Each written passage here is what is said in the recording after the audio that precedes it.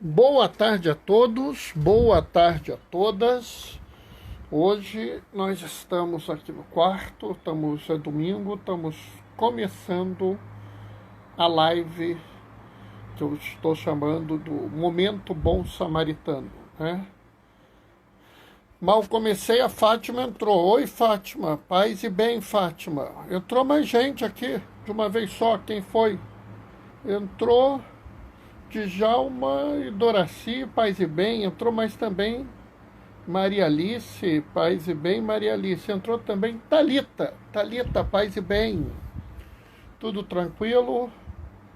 Hoje, como vocês podem ver, eu estou aqui no quarto, né? Quando eu estou no quarto, vocês sabem o que significa que a internet já não está das melhores, né? Nós estamos aí na atividade, né? Hoje a gente tem um evangelho muito interessante, né? Hoje a gente tem um evangelho muito interessante que é muito falado, né? Não é um evangelho novo, né? E acho assim que às vezes as pessoas ficam em torno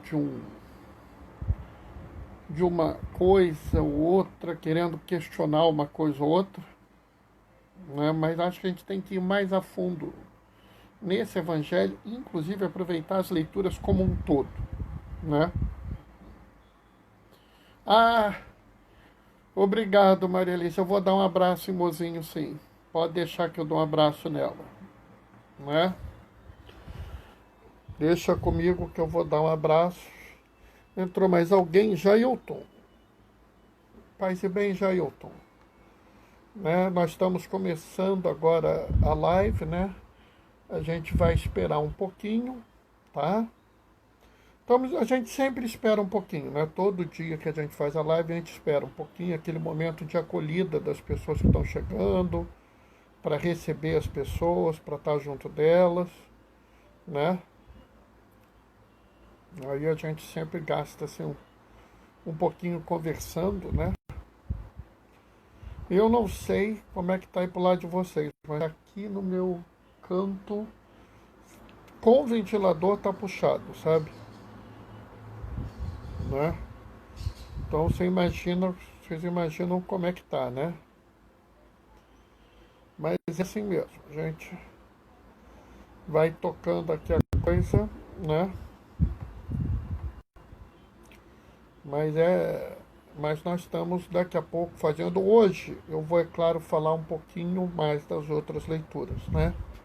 Habitualmente, quando é domingo, eu acrescento alguma coisa, né? Falo um pouco mais, né?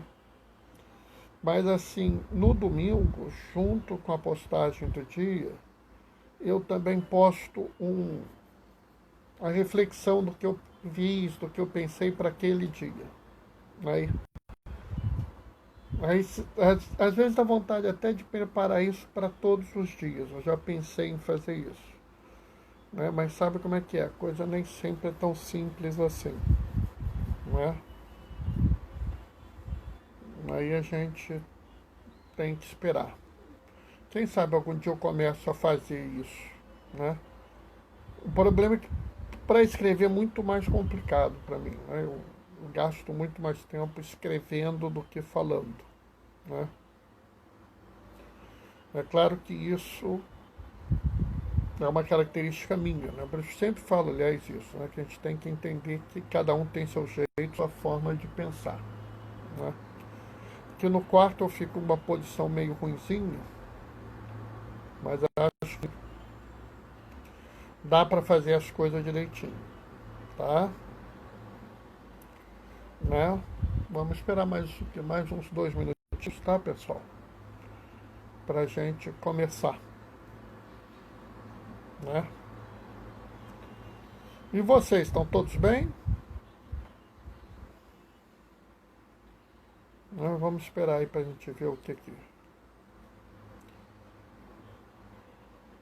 vocês falam, tá? Quando chegar a hora eu começo, né?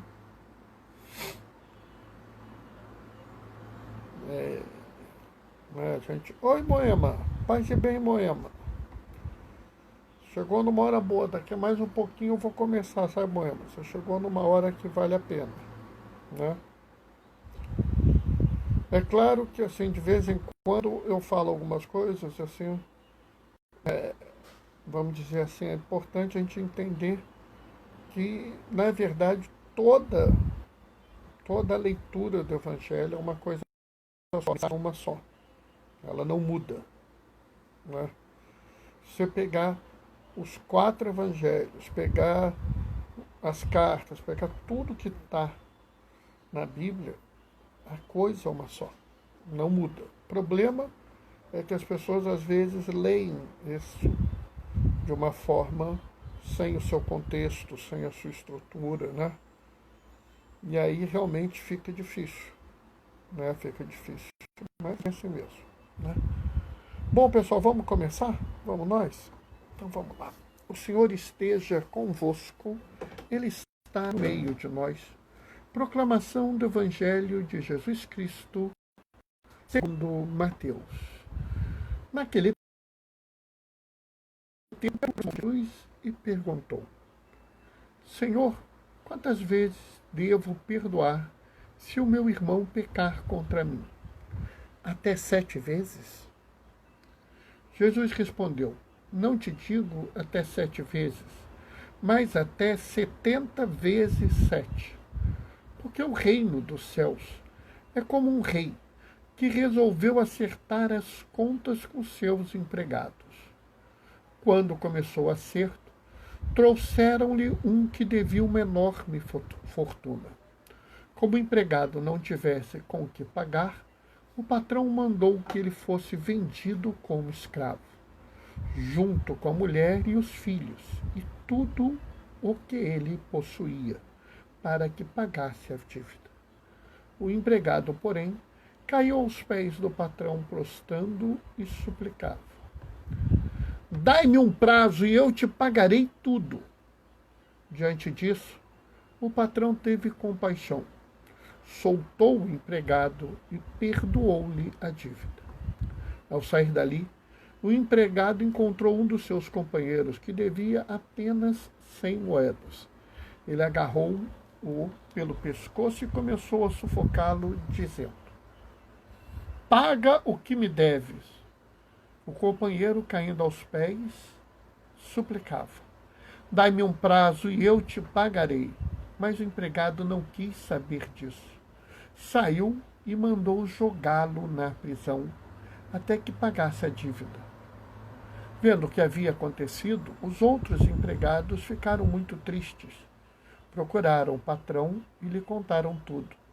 Então o patrão mandou chamá-lo e disse: Empregado perverso, eu te perdoei toda a tua dívida porque tu me suplicastes.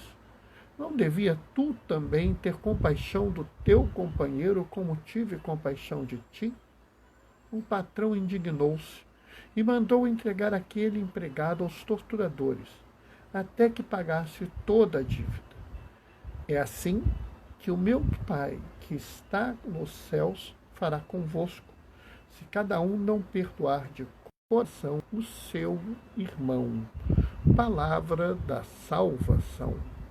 Enquanto eu estava lendo, chegaram aqui algumas pessoas, o André e a Maria Lúcia. Paz e bem para vocês.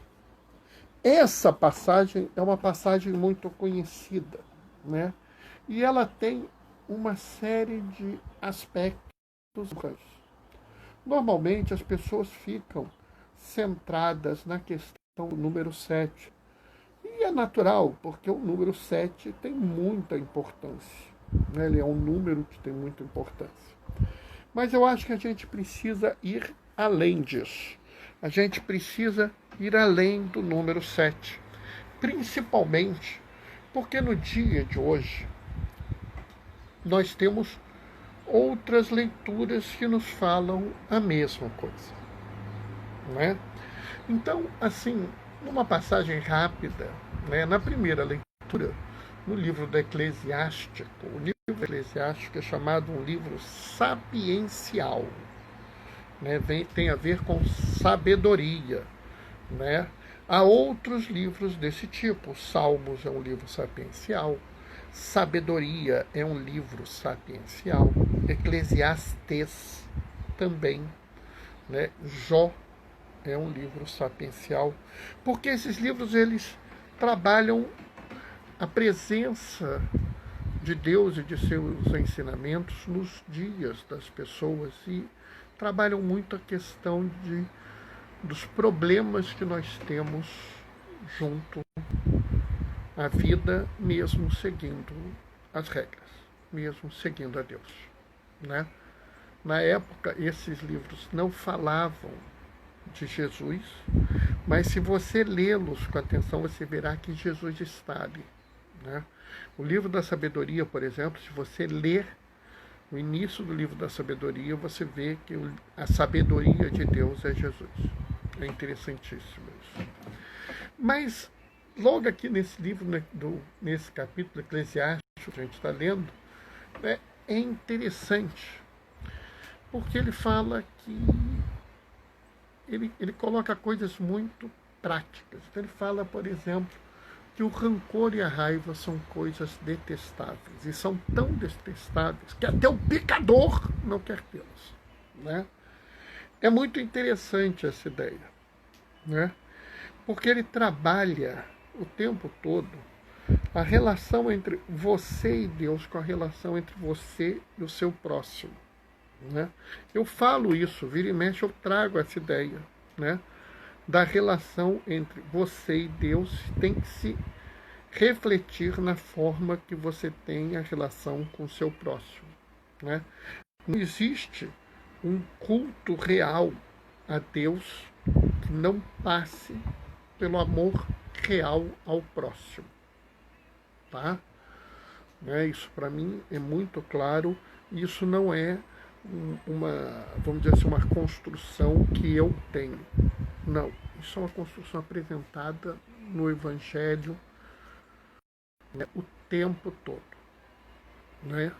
E aqui está muito claro, né? Ele vira e fala claramente, por exemplo, que se alguém guardar raiva contra o teu irmão, como pode pedir a Deus a cura? Notam isso? Outra que ele fala, por exemplo, né? Ele vira... Se aquele que é mortal guarda rancor, né? Quem é que vai alcançar o perdão dos pecados? Está entendendo? Né?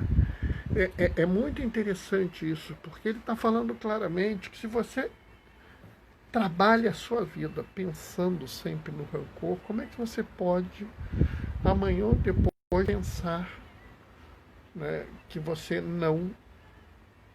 que você vai ter o perdão se você não consegue sequer abrir mão de guardar o rancor, né? E aqui no Salmo, né, tem um pedaço do Salmo que me guarda, assim, sempre me tocou muito o coração, né? Nesse Salmo 102, né, tem um versículo que sempre me chamou muita atenção, e que eu vou ler agora para vocês, que é o seguinte, né? Não nos trata como exigem nossas faltas,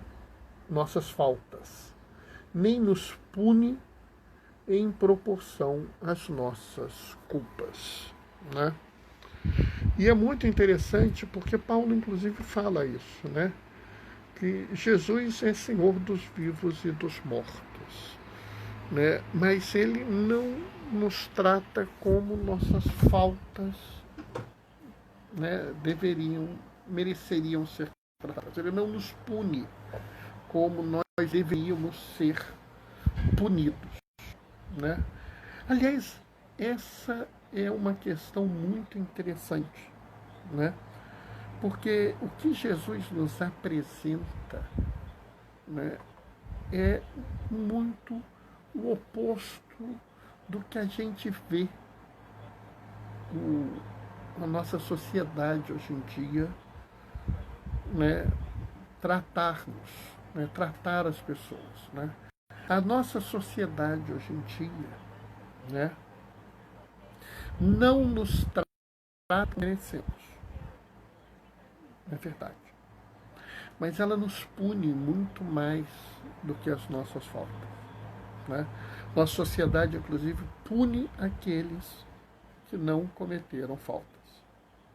É interessante, né?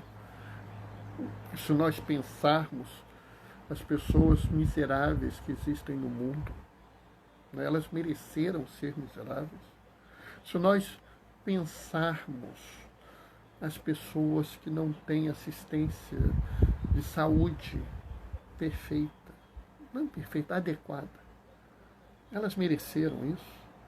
As pessoas que não têm uma educação, uma moradia, um saneamento, elas mereceram isso.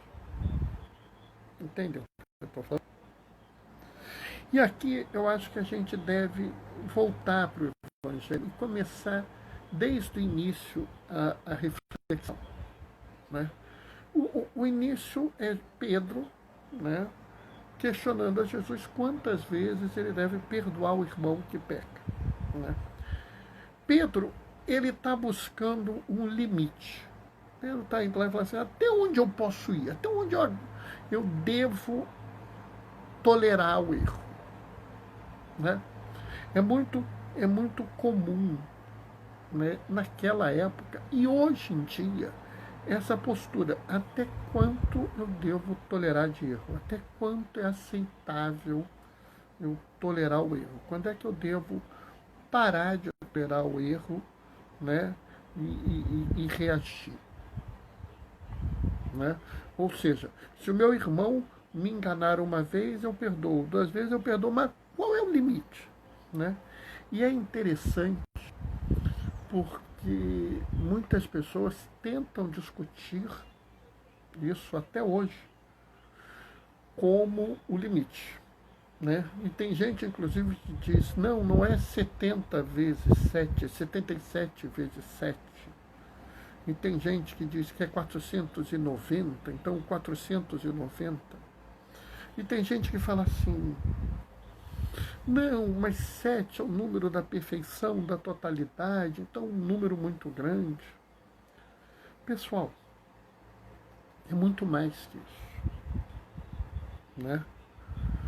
Quando Pedro pergunta a Jesus, qual é o limite para perdoar o meu irmão?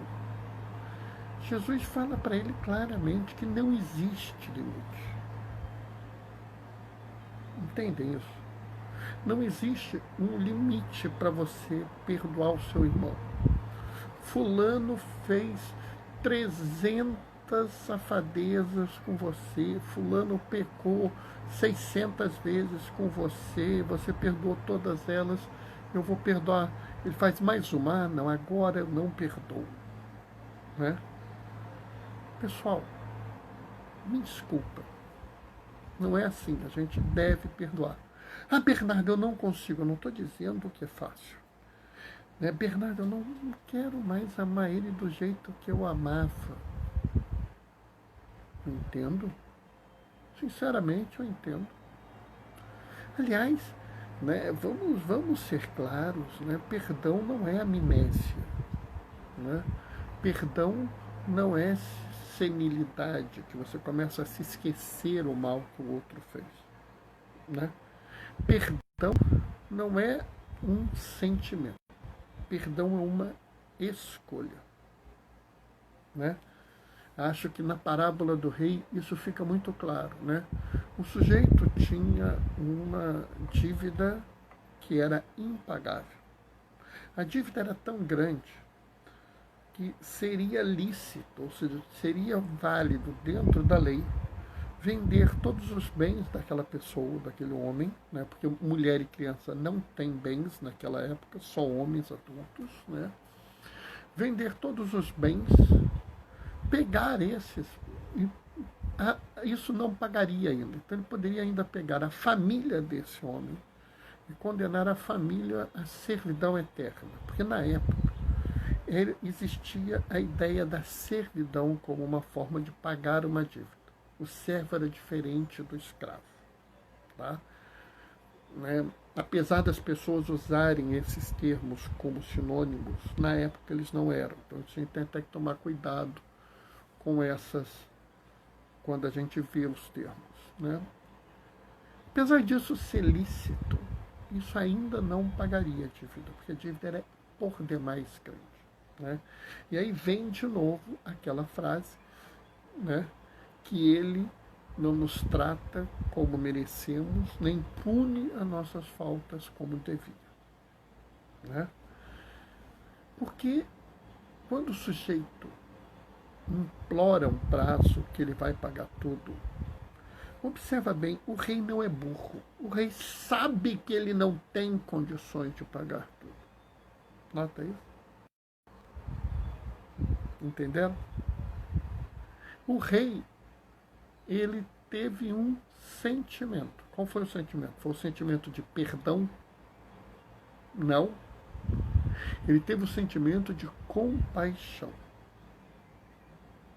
Ele teve a escolha do perdão. Entendem a diferença? Fulano me caluniou, fulano me maltratou, fulano me magoou, eu não sei lá o que o fulano fez, eu sei que ele fez alguma coisa contra mim. Eu não preciso amá-lo, eu preciso escolher perdoá-lo. Observa que isso é uma escolha, isso é um desejo meu, eu escolhi perdoar a ele, tá? E é interessante porque logo em seguida, o mesmo que havia sido perdoado não consegue perdoar, né? Observa que novamente é uma escolha, praticamente a história mesmo. O cara devia um dinheiro, ainda que fosse muito menor, àquele que devia uma imensa fortuna. Ambos os devedores imploraram um prazo para pagar. O rei teve compaixão e escolheu o perdão. O outro não teve compaixão e não escolheu o perdão. Então, vamos entender muito bem que isso é essencial, tá? Perdão não é sentimento. Perdão é escolha. Você decide perdoar, tá? Bernardo, mas ele não merece o perdão. Deus não nos pune como nossas faltas merecem. A gente tem que entender que não é uma questão de merecimento. Não tem nada que eu faça na minha vida, mesmo que eu dedicasse a minha vida inteira a cuidar das pessoas, mesmo que eu produzisse os mais fantásticos frutos do mundo, como eu falei ontem da árvore dos frutos, mesmo que eu trouxesse multidões para seguirem o caminho de Jesus, eu ainda não mereceria tudo que Jesus me deu. Entendem isso? Porque a relação não é uma relação de merecimento. Deus não é matemático, seu filho não é contador. Ele não vai falar isso, aquilo, isso, aquilo, isso, aquilo, isso, aquilo. Muito pelo contrário. A relação é uma relação de profunda, mas profunda mesmo, misericórdia. Não é? Deus nos perdoa por misericórdia. Entendem isso? Né? O perdão é uma escolha. Tá? Jesus deixa isso muito claro nessa parábola. E ele fala ainda: eu vim ao mundo para salvar o mundo, e não para julgá-lo. Né? Você lembra o Evangelho de João? A gente leu isso na época da Páscoa. Né? Que ele veio ao mundo para salvar o mundo e não para julgá-lo. né? Mateus em 7 fala, não julgueis para não ser julgado. Acho que os primeiros 2 ou 3 versículos do capítulo 7 de Mateus, ele fala isso, não julgueis para não ser julgado. Porque, na verdade, essa é a grande questão, e esse é onde as pessoas normalmente falham, né? É a necessidade que a gente tem de manter uma relação de como vou dizer, de pagamento, né? Eu faço bem para pagar a Deus. Eu faço bem para merecer alguma coisa, né? E não é para merecer alguma coisa que eu faço bem. Não é em pagamento a graça que Deus me deu que eu faço bem. De vez em quando eu ouço algumas pessoas falarem assim, eu fui salvo por Deus e por gratidão a Deus, por Ele ter me salvo, eu faço bem ao mundo. Não, não. Porque não vai ter nada que você faça que pague isso. E a relação não é uma relação proporcional, é o que eu já falei no Salmo, que insisto, porque eu gosto muito desse Salmo. Deus não nos pune conforme as nossas faltas merecem. Deus não tem essa relação com a gente de pagar. Não, olha, Bernardo, você fez 36 pecados, mas você fez 37 boas ações. Entendeu? Então, seu saldo devedor é positivo, você não está devendo, então está tudo certo, pode subir. Não, não. Né? Deus é tão louco, Jesus é tão profundo no seu amor, que ele ignora isso. Ele quer saber a grande verdade.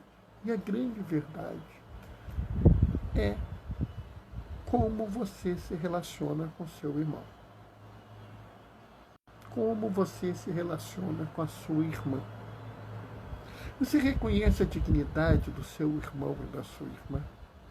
Você entende que, independente do pecado que ele ou ela tenham cometido, eles continuam sendo dignos e que você continua devendo amá-los profundamente?